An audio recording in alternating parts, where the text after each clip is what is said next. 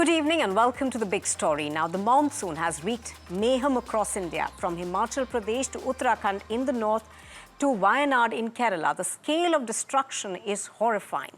Is climate change the only reason for this devastation, or is unplanned and aggressive construction also leading to the magnification of natural calamities? We discuss this on the big story this evening. Well, let's start with Uttarakhand. 200 pilgrims are stranded on the Kedarnath route. Tragically, the relentless downpour has claimed at least 11 lives so far, and 5 are reported missing. Now, the pilgrims who were on the Kedarnath Yatra have been stopped at the Bhim Bali Garhwal Mandal Vikas Nigam complex after a section of their walking path was washed away. In Himachal Pradesh, a tragic situation is unfolding following the devastating cloudburst in Shimla, Mandi and Kullu. Now, 2 people have lost their lives and at least 50 others are reported missing.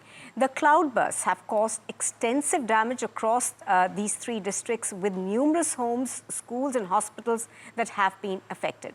Now, this comes even as northwest India is bracing for intense monsoon weather over the next 3 days. The IMD has issued a red alert for certain areas in Himachal Pradesh. And down south, the situation in Wayanad remains grim. More than 290 people have died and over 200 are still missing, even as rescue operations are ongoing. Now, satellite images show the devastation that has been caused by these landslides. The before and after images show that about 86,000 square meters of land slipped and the debris followed for about 8 kilometers along the Iruvai-Pura River. I'm now joined, we'll go across to Pratibha, our correspondent in Wayanad in just a bit. But to begin with, we are now joined by Anoop Nautiyal. He's a social worker from Uttarakhand, and Abhilash S. He's the director of ACARR-CUSAT, also joining us on the broadcast. Good evening. Thank you, both of you, for joining us. To begin with, Mr. Nautiyal, give us a sense of how bad the situation in Uttarakhand is. You live there. Also, this seems to be becoming almost an yearly affair, you know, with cloudbursts and landslides being blamed on climate change. But do you feel that there is more perhaps than it meets the eye? So, Nupur, your first question, how is the situation in Uttarakhand? I will say that it is horrifying. And it is, of course, a matter of immense concern.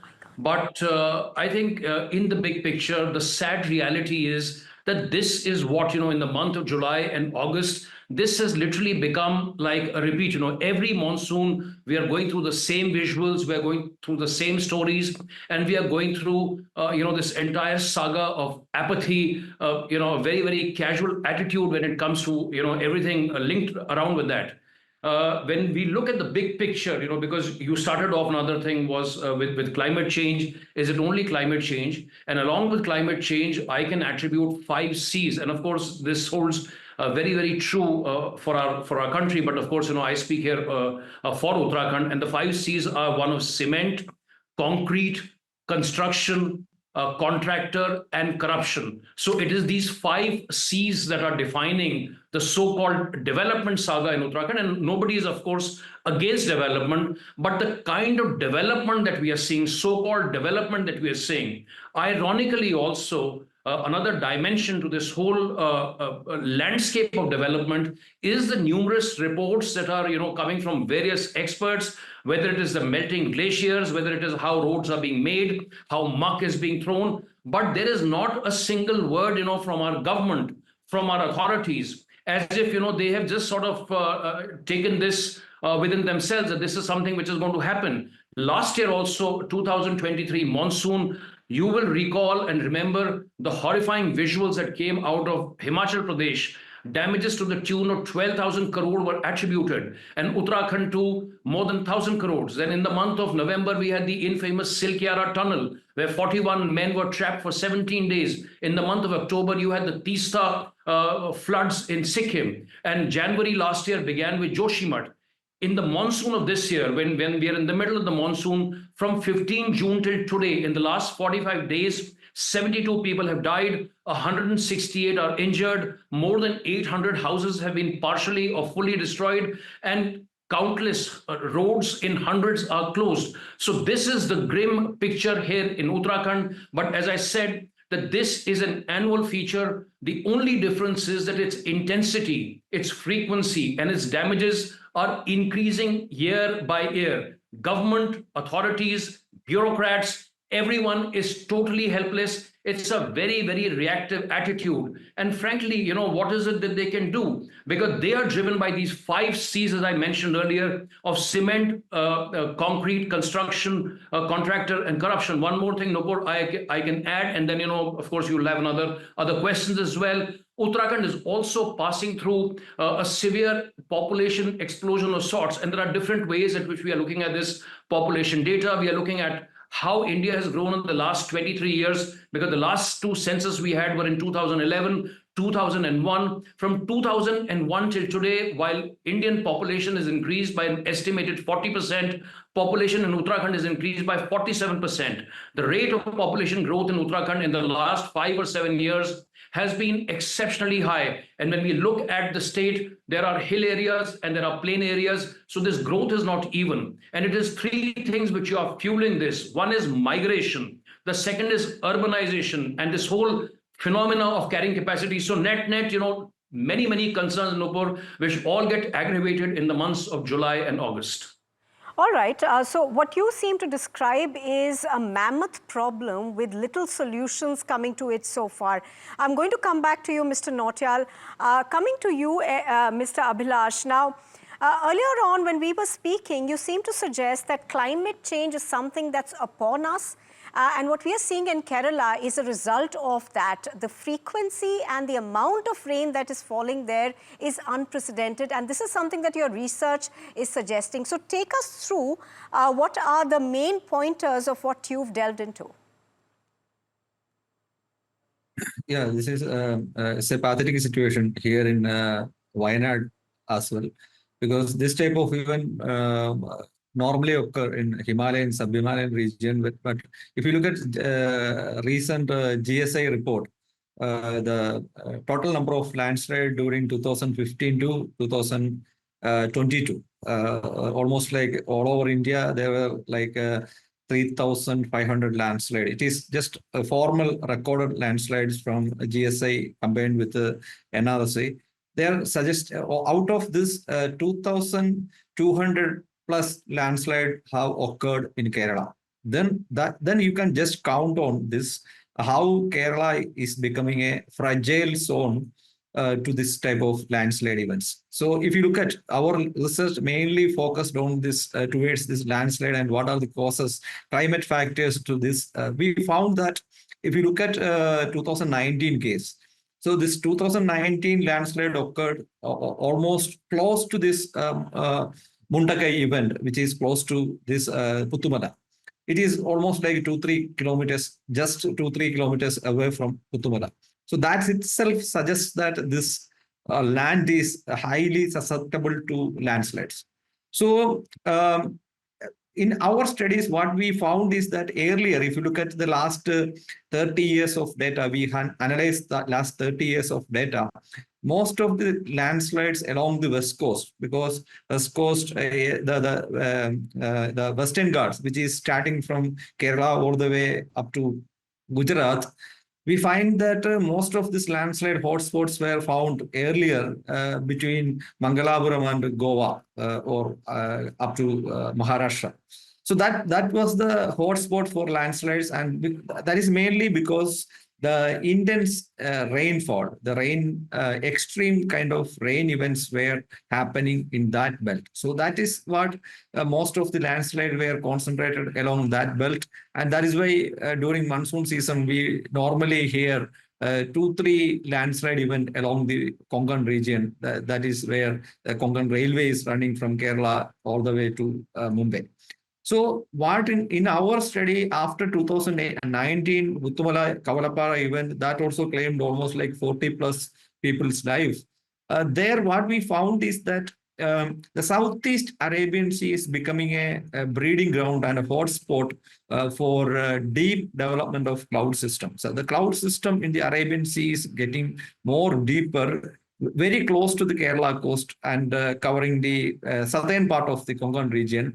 That means that earlier hotspots over the northern part of the Konkan region is kindly expanding and shifting towards the Kerala region. That is making all this northern Kerala region more susceptible and more prone to this type of landslide events. So that was our finding in 2019 landslide event. And we were warning the authorities that this is going to be a common affair in Kerala. So that the previous sir was telling about the Uttarakhand, how Uttarakhand after 2013 event, the biggest event in 2013, it is occurring very recurrently. Means every year it is becoming more frequent. And when the monsoon trough passed towards the foothills of Himalaya, then almost all the times in a season, 2-3 times this monsoon will be getting active along the foothills of Himalaya. That time they are witnessing very big landslides associated with the cloudburst. The same situation is happening along the west coast, but it is the hotspot is slightly shifting towards the south. That is why Kerala is going to become a hotspot for this type of landslide event. That is why the GSI report till 2022 is showing that most of the landslide in numbers, if you look at the casualty may be slightly less compared to the Uttarakhand region, but the number of landslides have been increased over the Kerala region. That is mainly because of the changing pattern of the rainfall pattern associated with the changes in the structural changes in the cloud system. So if you look at if you look at the landslide susceptibility map and all, Absolutely. if you analyze. So what you're seeming to suggest, Mr. Abhilash, is that weather patterns are shifting, and that is part of the problem. Apart from that, of course, we seem to be unprepared to deal with this kind of calamities. Mr. Nautiyal, if I could come to you on this one. So obviously, there is the issue of climate change, but you have spoken about how, humankind is also interfering in terms of the kind of construction we are doing, the population increase that we are seeing in certain areas. What are the ways that you think we can combat this now? Because the problem is upon us, we just have to deal with it now. So Nupur, before I come to answering what can be the potential solutions, since we were also speaking about landslides, so a brief mention here about a very important ISRO landslide atlas from last year, which came out in the public domain in March 2023. Now, this particular atlas lists 147 districts across 17 states and 2 union territories in our country. The most landslide susceptible or sensitive district across the entire country is the district of Rudraprayag in the state of Uttarakhand. And Rudraprayag, just to share with your audience and our viewers, is the district that hosts the holy shrine of Kedarnath. Now, so number 1 is Rudraprayag, number 2 is Tiri. Of the top 30 districts, 6 districts are from Uttarakhand. Now, this is an ISRO report, and it is such reports, and there are several other reports and that are coming from institutions like the Wadia Institute of Himalayan Geology, ISRO, and so on and so forth. Now, till the time there is, it is not accepted. And it is the government, it is both the central government as well as the state government that have to accept as to what kind of a development model do we really need in the Himalayas and in other vulnerable parts of the country like Kerala. I personally, since we work with such issues, I am convinced and I am of the very strong belief that this has to be driven by the government. It is the government, that has to lay down the frameworks. And of course, no one is saying that don't do any development, but what kind of development is suitable for what region in the Himalayas, or be it the Western Ghat, needs to be articulated in very, very clear fashion. Not only articulated, but also implemented. Another important thing to understand is really, where is the problem? What actually is the problem? And one of the genesis of this problem, at least I feel, and what I have observed here, is this mad rush to double the GDP. For instance, in Uttarakhand, our GSDP is about 300 thousand crore, or so the state wants to double the GDP. Now, in order to double the GDP, there is a slew of these development projects, be it infrastructure projects, be it railroad projects. So these are all capital intensive projects. Absolutely. And at the cost of be it climate or at the cost of disasters. So I think this whole landscape of what kind of a development model is suitable. The last thing, Nupur, I want to mention, because I know that we're running out of time. It's, of course, very, very sad. I also want to offer my condolences to people in Kerala, in Wayanad, for the ones who are dead or who are missing. Now, the Madhav Gadgil report, the noted, geologist, ecologist, who gave a slew of recommendations to both the center and the state, and yet nothing happened. So this really is the tragedy of the Himalayas, of the Western Ghats, and of our country as a whole in this era of climate change. And if I may add, human arrogance, human folly, and of course, this cavalier attitude.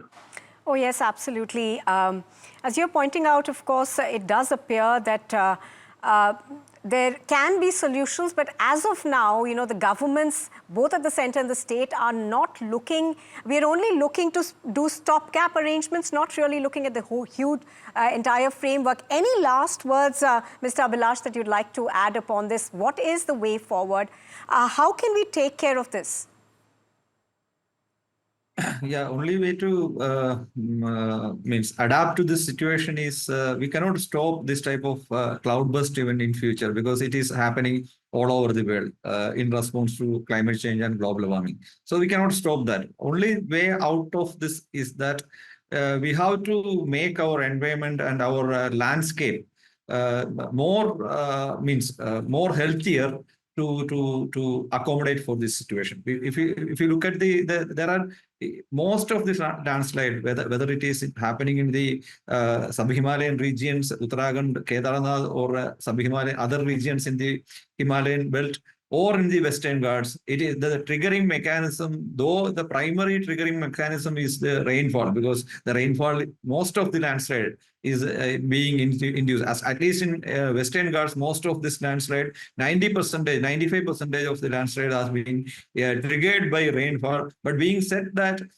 rainfall is just a triggering mechanism. If you look at the Kerala landslide or the Uttarakhand landslide, the devastation, the scale of its impact is being exacerbated with the human interventions. Because if you look at the landslide, especially in the Kerala landslide crown, the landslide triggered from a mountains region which is not accessible to the human. It started from a forest area, but all the way it came down to a village where people were living there. So the entire stream, because if you look at that entire landscape area, there is no much intervention at the uphills where virgin forests are there, but along the way, along the path of this debris flow, there are a lot of building, lot of changes in the landscape. They are changing the streams. They are cutting the streams. First order streams have been modified for developmental activities. They are following monocropping culture. They are cutting the large forest area, the native trees they are cutting. Yes. So these are some of the contributing factors which determines the scale of the impact. Though it is driven by the rainfall, the other anthropogenic and human intervention is the main reason for its bigger impact, the large scale impact. So that is what my opinion. Absolutely, absolutely. So as you're pointing out, we can't change the weather at this point in time, but we can definitely try and contain the impacts of it. Both of you, thank you very much for joining us on The Big Story this evening on NDTV Profit.